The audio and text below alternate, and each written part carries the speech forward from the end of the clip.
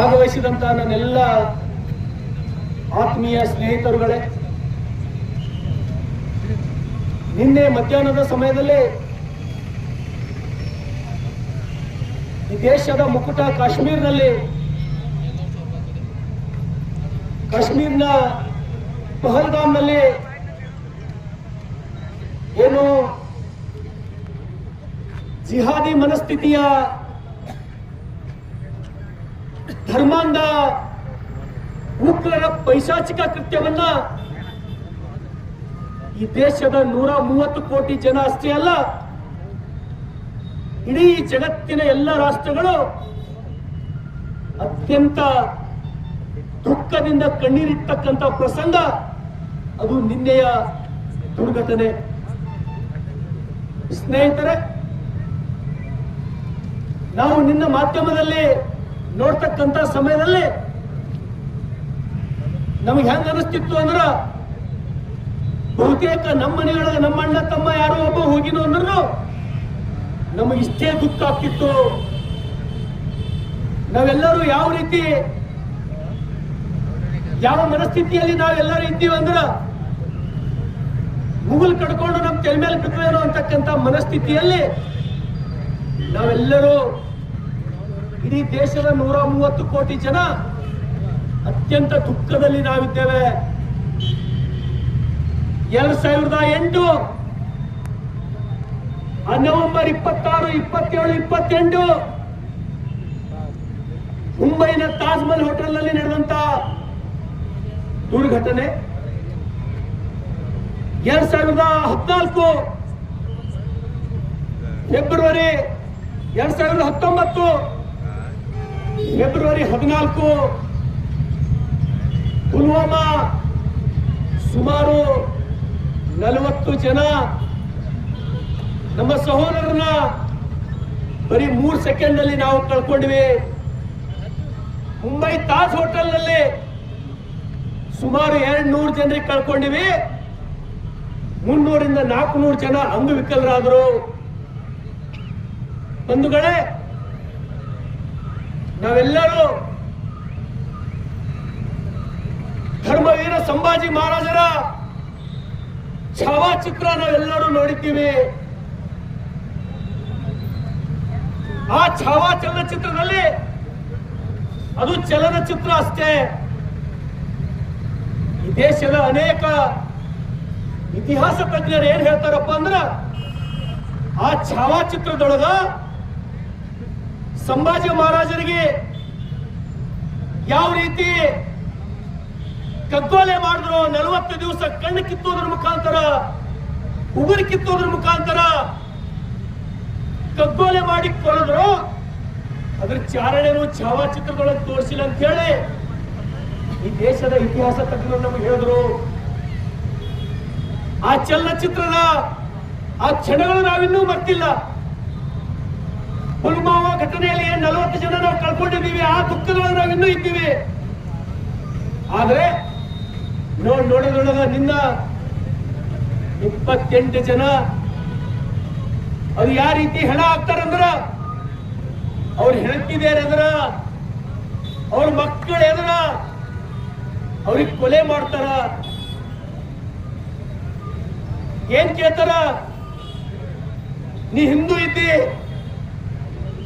ಅಂದ್ರೆ ಅವ್ರಿಗೆ ಅವ್ರ ಮಕ್ಕಳ ಎದ್ರ ಹೆಂಡತಿ ಎದ್ರ ಕೊಲೆ ಮಾಡ್ತಾರ. ತಾವು ಮಾಧ್ಯಮದಲ್ಲಿ ನೋಡಿದ್ರಿ, ಅವ್ರಿಗೆ ಅನುಮಾನ ಬಂತು ಅಂದ್ರ ಅವ್ರ ಮೈದಾನ ಪಟ್ಟಿ ಬಿಚ್ಚಿ ನೋಡಿ ಚೆಕ್ ಮಾಡಿಕೊಳ್ತಾರ.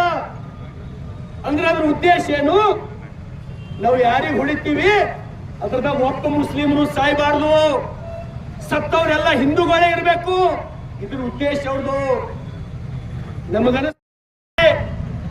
ನಾವೆಲ್ಲರೂ ಒಂದು ಭಾಷಣ ಮಾಡ್ತೀವಿ, ನಾವು ಹಿಂದೂ ಮುಸ್ಲಿಮರು ಒಂದು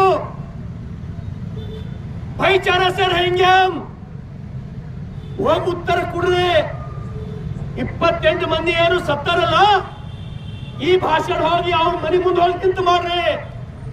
ನಿಮ್ಗೆ ಗೊತ್ತಾದ್ರ ಆ ಕ್ರಂದನೆ ಏನು ಅಂತೇಳಿ, ಆ ನೋವು ಏನಂತೇಳಿ. ಸ್ನೇಹಿತರೆ, ನಮಗೆ ಎಲ್ಲಿ ತನಕ ನಿದ್ದೆ ಹತ್ತದಂದ್ರ ಏನು 28 ಸಹೋದರಿಗೆ ನಾವು ಕಳ್ಕೊಂಡಿದ್ದೀವಿ. 280 ಉಗ್ರರ ಕೆಲೆ ಹೋಗೋ ತನಕ ನಾವು ಬಹುತೇಕ ನಿದ್ದೆ ಮಾಡಲ್ಲ, ಊಟನೂ ನಮಗೆ ರುಚಿ ಹತ್ತಲ್ಲ. ನಮಗೆ ವಿಶ್ವಾಸದ ಈ ದೇಶದ ಹೆಮ್ಮೆಯ ನಾಯಕರು ಪ್ರಧಾನಮಂತ್ರಿಗಳು ಆದರಣೀಯ ನರೇಂದ್ರ ಮೋದಿ ಅವರ ನೇತೃತ್ವದಲ್ಲಿ ನಾವೇನು ಕರಿತೀವಿ ಗೌರವಾನ್ವಿತ ಆದರಣೀಯ ಗೃಹ ಮಂತ್ರಿಗಳಾದಂತ ಸನ್ಮಾನ್ಯ ಶ್ರೀ ಅಮಿತ್ ಶಾ ಅವ್ರ ಮೇಲೆ ನಮಗೆ ವಿಶ್ವಾಸದ. ನಮಗ್ ಕೆಲವೇ ದಿವಸದೊಳಗ 280 ಉಗ್ರರಿಗೆ ಹತ್ತಾರು ಹೊಡಿಬೇಕು. ಅವ್ರ ಹೆಣ ಆದಾಗ ನಾವು ಕಣ್ಣಾರೆ ನೋಡ್ಬೇಕು. ಅವಾಗ ಮಾತ್ರ ನಮಗೆ ಸ್ವಲ್ಪ ತೃಪ್ತಿ ಆಗ್ತದ. ಸ್ನೇಹಿತರೆ, ಆ ಜನ ತನ್ನ ಗಂಡಿಗೆ ಎದುರು ಹೊಡೆದ ಆ ದೃಶ್ಯ ನೋಡಿ, ಅವ್ರು ಹೇಳ್ತಕ್ಕಂಥ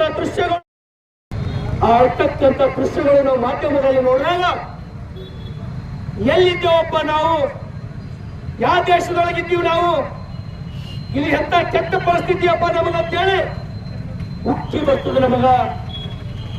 ಆದ್ರೆ ಏನ್ ಮಾಡಬೇಕು?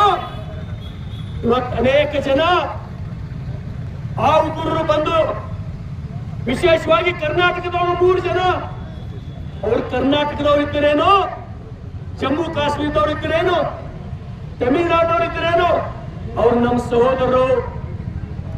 ಅವ್ರಿಗೇನಾದ್ರೆ ತಾಕತ್ತಿತ್ತು ಅಂದ್ರ ಆ ಜಿಹಾದಿ ಮನಸ್ಥಿತಿಯ ಆ ಧರ್ಮಾಂಧ ಉಗ್ರರಿಗೆ ಏನಾದ್ರೂ ತಾಕತ್ತಿತ್ತಂದ್ರ ನಮ್ಮ ಸೈನಿಕರ ಮೇಲೆ ಅಟ್ಯಾಕ್ ಮಾಡೋದಿತ್ರಿ. ನಿಮಗ್ ಬಹಾದೂರ್ ಅಂತೀವಿ ನಾವು. ಸಾಮಾನ್ಯ ನಾಗರಿಕರಿಗೆ ಹೋಗಿ ಅಟ್ಯಾಕ್ ಮಾಡಿ ಏನು ಆರ್ಟಿಕಲ್ 371 ನಾವು ವಿಶೇಷ ಕಾನೂನನ್ನ ನಮ್ಮ ಈ ಘನ ಸರ್ಕಾರ ಈ ದೇಶದೊಳಗ ಎಲ್ಲರೂ ಸಮಾನರು, ಒಂದೇ ಕಾನೂನು ಇರಬೇಕು, ಒಂದೇ ಜೆಂಡಾ ಇರಬೇಕು ಅಂತೇಳಿ ವಿಶೇಷ ಸ್ಥಾನಮಾನ ರದ್ದು ಮಾಡಿದ್ರು. ಅದ್ರ ಜೊತೆಗೆ ವಕ್ಫ್ ಬಿಲ್ ಏನು ಜಾರಿ ತಂದ್ರು. ಅದಕ್ಕಾಗಿ ಒಂದು 28 ಜನರಿಗೆ ಅಮಾನುಷವಾಗಿ ಏನು ಕೊಲಿದ್ರಲ್ಲ, ಈ ಹಿಂದೂಗಳು ಹೆದರ್ತಾರೆ ಅಂತೇಳಿ ಸಂದೇಶ ಕೊಡ್ತಕ್ಕಂತ ಉದ್ದೇಶ ನಿಮಗಿತ್ತು. 28 ಜನ ಅಲ್ಲ, 28,000 ಜನರಿಗೆ ಹೊಡೆದ್ರು ಕೂಡ ಮತ್ತೆ ನಿಮ್ಮ ಎದುರು ನಾವು ಗಟ್ಟಿ ಎದ್ದು ನಿಂತಿರ್ತೀವಿ. ಇಂಥ ಕೃತ್ಯಗಳಿಗೆ ಇವತ್ತು ಅಥವಾ ನಾಳೆಗೆ ಈ ದೇಶದೊಳಗ ಯಾವ ಮೂಲೆಗಳನ್ನು ನಡೀಲಿಕ್ಕೆ ಬಿಡಲ್ಲ. ನಮಗೆ ವಿಶ್ವಾಸದ ನರೇಂದ್ರ ಮೋದಿ ಅವ್ರ ಮೇಲೆ, ನಮಗೆ ವಿಶ್ವಾಸದ ಅಮಿತ್ ಶಾ ಅವ್ರ ಮೇಲೆ. ಹಾಗಾಗಿ ಇವತ್ತು ನಾವೆಲ್ಲರೂ ವಿಚಾರ ಮಾಡ್ತಕ್ಕಂತ ದಿನ ಇದು. ನಾವು ವಿಚಾರ ಮಾಡಬೇಕು, ಇವತ್ತು ಎಷ್ಟು ಜನ ನಮ್ಮ ಮಧ್ಯೆ ಇರೋರು, ನಮ್ಮ ಜೊತೆ ಇರೋರು, ಕಾಶ್ಮೀರದೊಳಗ ಯಾರೇ ಅಲ್ಲಿರ್ತಕ್ಕಂಥ ಜಿಹಾದಿ ಮನಸ್ಥಿತಿಯ ದುಷ್ಟ ಮುಸಲ್ಮಾನರು ಅವ್ರಿಗೆ ಸಹಕಾರ ಕೊಟ್ಟಾಗ ಮಾತ್ರ ಅವ್ರು ಬಂದು ಮುಸುಳಿ ನಮ್ಮ ಹಿಂದೂ ಮೇಲೆ ಹೊಡಿಲಿಕ್ಕೆ ಸಾಧ್ಯ ಆಗ್ಯಾರ, ಇಲ್ಲ ಅಂದ್ರೆ ಸಾಧ್ಯ ಇಲ್ಲ. ಇವತ್ತು ಪರಿಸ್ಥಿತಿ ಎಲ್ಲಿ ಹೊಂಟದಂದ್ರ ವಿಧಾನಸೌಧದೊಳಗ ಪಾಕಿಸ್ತಾನ್ ಜಿಂದಾಬಾದ್ ಅಂತ ಹೇಳಿ ಕೂಗ್ತಾರೆ. ಪಾಕಿಸ್ತಾನ್ ಜಿಂದಾಬಾದ್ ಅಂತ ಹೇಳಿ ಭಾರತ್ तेरे टुकड़े होंगे इंशाअल्लाह ಅಂತ ಹೇಳಿ ಕೂಗ್ತಾರ. हंस के लिए पाकिस्तान, लड़ के लिए हिंदुस्तान ಅಂತ ಹೇಳಿ ಘೋಷಣೆಗಳು ಕೂಗ್ತಕ್ಕಂಥದ್ದು ಕೇಳಿ ಮನಸ್ಸಿಗೆ ನೋವಾಗ್ತದ. ಅದಕ್ಕಾಗಿ ದಯಮಾಡಿ ಪ್ರತಿಯೊಬ್ಬರು ನಾವೆಲ್ಲರೂ ವಿಚಾರ ಮಾಡ್ತಕ್ಕಂಥ ಈ ದಿನ ಬದಲಾವಣೆ ಪ್ರಾರಂಭ ಆಗಬೇಕು. ನಮ್ಮೆಲ್ಲರ ವಿಚಾರದೊಳಗ, ಆಚಾರದೊಳಗ, ನೆನೆಯೊಳಗ, ನುಡಿಯೊಳಗ ಬದಲಾವಣೆ ಪ್ರಾರಂಭ ಆಗಬೇಕು. ಈ ಭವ್ಯ ಭಾರತ, ಈ ಹಿಂದೂಸ್ತಾನ್ ಮತ್ತೆ ಕಟ್ಟಿ ಕಟ್ಟತಕ್ಕಂಥ ಕನಸು ಕಾಣಬೇಕು ನಾವು. ನಮ್ಗೆ ವಿಶ್ವಾಸವೇ ನಮ್ಮ ನಾಯಕರ ಮೇಲೆ. ನಮಗೆ ಬಹಳಷ್ಟು ಜಲ್ದಿ ಏನು 28 ಜನ ಕಳ್ಕೊಂಡಿವಲ್ಲ, ಯಾವ ರೀತಿ ಇಸ್ರೇಲಿನ ಮನಸ್ಥಿತಿ, ನುಗ್ಗಿ ಹೊಡಿತಕ್ಕಂಥ ಇಸ್ರೇಲಿನ ಮನಸ್ಥಿತಿ, ಅದಕ್ಕಿಂತ 10 ಪಟ್ಟ ಅವ್ರಿಗೆ ಶಿಕ್ಷೆ ಕೊಡ್ತಾರೆ ಅಂತಕ್ಕಂಥ ಭರವಸೆಯಲ್ಲಿ ನಾವೆಲ್ಲರೂ ಇದ್ದೀವಿ. ಹಾಗಾಗಿ ಸ್ನೇಹಿತರೆ, ಏನು 28 ಜನರಿಗೆ ಕಳ್ಕೊಂಡಂತ ಆ ನೋವು ಬಹುತೇಕ ನಮಗೂ ದುಃಖ ಆಗ್ಯದ ಇಲ್ಲ ಅಂತಿಲ್ಲ. ಆದ್ರೆ ನಿಜವಾಗಿ ನಮ್ಮ ಅಪ್ಪಗ ನನ್ನ ಎದುರೇ ಹೊಡಿತಾರಲ್ಲ, ಆ ಹೆಣ್ಮಕ್ಳಂದ್ರ ಅಕ್ಕಿನ ಕಂಡಿಗೆ ಹೊಡಿತಾರಲ್ಲ, ಇದು ಭಾಷಣ ಏನ್ ಮಾಡ್ತಿರಲ್ಲ, ನಾವೆಲ್ಲರೂ ಒಂದು, ಹಿಂದೂ ಮುಸ್ಲಿಮರು ಒಂದು, ನಿಮ್ಗೆ ಪುಣ್ಯ ತಂಬಿದ್ರು ಅವ್ರೆಲ್ಲರೂ ಭಾಷಣ ಮಾಡ್ರಿ. ಒಂದೊಂದವ್ರು ನೀವು ಹೋಗಿ ಅವ್ರೇನೇ ಮನುಷ್ಯತ್ವ ಇತ್ತು ಅಂದ್ರ ವಿಚಾರ ಮಾಡ್ರಿ. ಇವೆಲ್ಲರೂ ವಿಚಾರ ಮಾಡ್ತಕ್ಕಂಥ ಮಾತನ 28-30 ಜನರೊಳಗ ತಪ್ಪು ಒಬ್ಬ ಮುಸಲ್ಮಾನರು ಏನು ಅನ್ಬಾರ್ದು. ಬಟ್ಟಿ ಬಿಚ್ಚಾಕಿ ಮರ್ಮಾಗ ಚೆಕ್ ಮಾಡಿ ಶೂಟ್ ಮಾಡ್ತಾರ. ಯಾವ ಮತಸ್ಥಿತಿ ಇರ್ಬೋದು ಅವ್ರು ವಿಚಾರ ಮಾಡಬೇಕು. ನನಗೊಂದ್ಸಲ ಡಾಕ್ಟರ್ ಬಾಬಾ ಸಾಹೇಬ್ ಅಂಬೇಡ್ಕರ್ ಅವ್ರು ಹೇಳಿ ಮಾತೇನು ಕೊಡ್ತಾರೆ. ಡಾಕ್ಟರ್ ಬಾಬಾ ಸಾಹೇಬ್ ಅಂಬೇಡ್ಕರ್ ಅವರು ಹಿಂದೂ ಮುಸ್ಲಿಮರು ಒಂದೇ ಕಡೆ ಶಾಂತಿ ಇರ್ಲಿಕ್ಕೆ ಸಾಧ್ಯ ಇಲ್ಲ ಅಂತ ಹೇಳಿದ ಮಾತು. ಸ್ನೇಹಿತರೆ, ದಯಮಾಡಿ ಈ ನೆಲ ಈ ಜಗತ್ತಿಗೆ ಪ್ರಜಾಪ್ರಭುತ್ವದ ಪಾಠ ಹೇಳ್ಕೊಟ್ಟಂತ ಈ ನೆಲದಿಂದ ಬದಲಾವಣೆ ಪ್ರಾರಂಭ ಆಗಬೇಕು. ನಾವು ಹಿಂದೂಗಳು ಯಾರಿಗೂ ಅನ್ಯಾಯ ಮಾಡೋಣಲ್ಲ, ನಾವು ಹೇಳಿಗಳಲ್ಲ. ನನಗೆ ವಿಶ್ವಾಸ ಇದೆ ಇದಕ್ಕೆ ನಮಗೆ ನ್ಯಾಯ ಸಿಗಬೇಕು. ನ್ಯಾಯ ಸಿಗೋ ತನಕ ನಮ್ಮ ಹೋರಾಟ ನಡೀತದೆ. ಇಂಥ ಜಿಹಾದಿ ಮನಸ್ಥಿತಿಗಳಿಗೆ 100ಕ್ಕೆ 100 ಕೆಲವೇ ಗಂಟೆಗಳಲ್ಲಿ ಅಥವಾ ಕೆಲವೇ ದಿವಸಗಳಲ್ಲಿ ಅವ್ರಿಗೆ ಶಿಕ್ಷೆ ಆಗ್ತಕ್ಕಂಥದ್ದು ನಮ್ಮ ಕಣ್ಣುಗಳು ನೋಡಬೇಕು. ಏನು ಆ ಅಮಾಯಕರು ತಮ್ಮ ಕುಟುಂಬದ ಜೊತೆ ಪ್ರವಾಸಕ್ಕೆ ಹೋಗ್ಬೇಕಂತೇಳಿ ಹೋಗಿ ಏನು ಪ್ರಾಣ ಕೊಟ್ಟರಲ್ಲ, ಅವ್ರ ತಾಯಿ ತಂದೆಯರ ಮನಸ್ಥಿತಿ ಯಾವ ರೀತಿ ಆಗಿರ್ಬೋದು. ಹಾಗಾಗಿ ನಾನು ವಿಶ್ವಗುರು ಬಸವಣ್ಣನವರಲ್ಲಿ ಪ್ರಾರ್ಥನೆ ಮಾಡ್ತೇನೆ.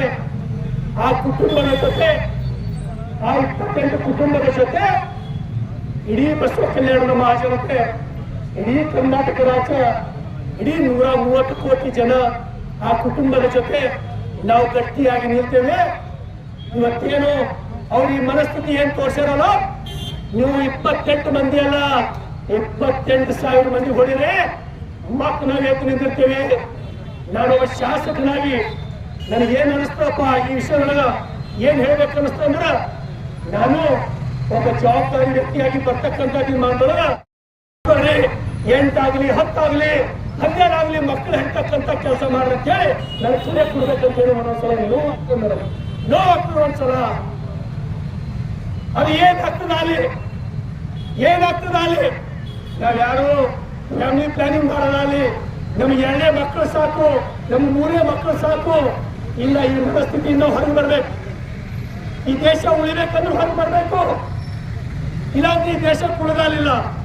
ಹಾಗಾಗಿ ಬರ್ತಕ್ಕಂಥ ತೀರ್ಮಾನಗಳಲ್ಲಿ ಬಿಗಿಯಾದ ಕಾನೂನುಗಳು, ಈ ದೇಶ ಕಂಡಂತ ಗೃಹ ಮಂತ್ರಿಗಳು, ಪ್ರಧಾನಮಂತ್ರಿಗಳು 100ಕ್ಕೆ 100 ಕೊಡ್ತಾರಂತಕ್ಕಂಥ ವಿಶ್ವಾಸದೊಂದಿಗೆ ಆ ಕುಟುಂಬದ ಏನು ಕಣ್ಣೀರು, ಆ ದುಃಖ ಭರಿಸ್ತಕ್ಕಂಥ ಶಕ್ತಿ ವಿಶ್ವಗುರು ಬಸವಣ್ಣನವರು ಕೂಲಿ ಅಂತೇಳಿ ಆದಷ್ಟು ಆ ದುಃಖದಿಂದ ಕುಟುಂಬಗಳು ಹೊರಗೆ ಬರಲಿ ಅಂತೇಳಿ ನನ್ನೆರಡು ಮಾತು ತಮ್ಮೆಲ್ಲರಿಗೂ ಧನ್ಯವಾದಗಳು.